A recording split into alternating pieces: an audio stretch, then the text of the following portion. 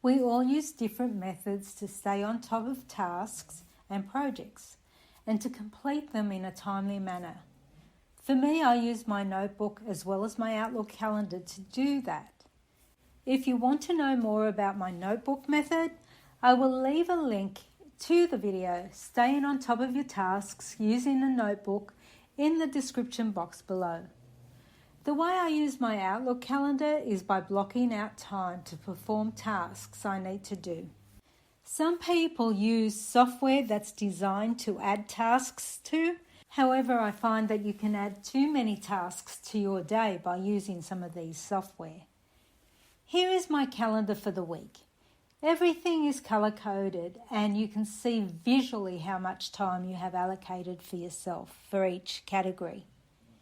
And if something comes up, like a meeting in a time slot that you have allocated for tasks, you can just move that block to another time. When I get into the office every morning, I prepare for my 30-minute catch-up with my executive.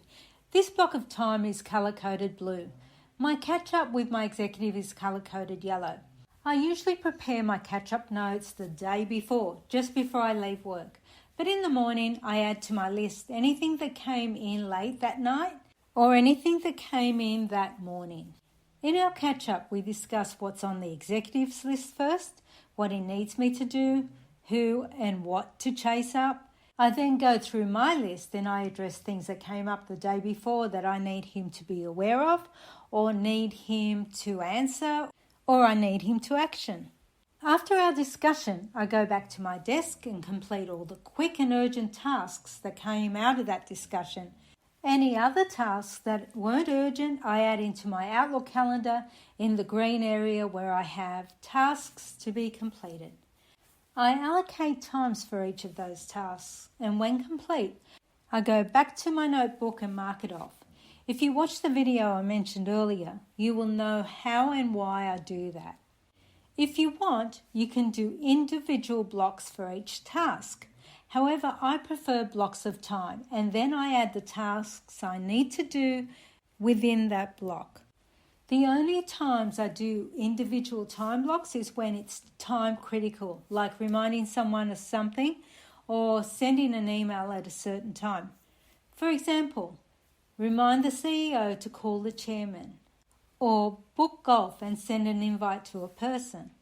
And since this is a task and my colour for task is green, I will colour code it in green.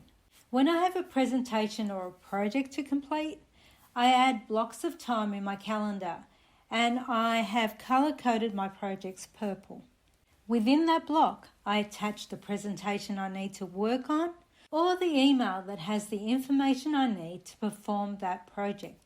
For external meetings or meetings in general, I use a different colour than what I have used for the other categories. For special lunches, such as client lunches or department lunches, I have a different colour than the usual colour I use for my normal lunch break. Colour gives you the visual of what is coming up next without you having to go into each time block. In my Outlook diary, I also leave gaps of time blank. So if someone is looking for a time to arrange a meeting with me, they can see my available times.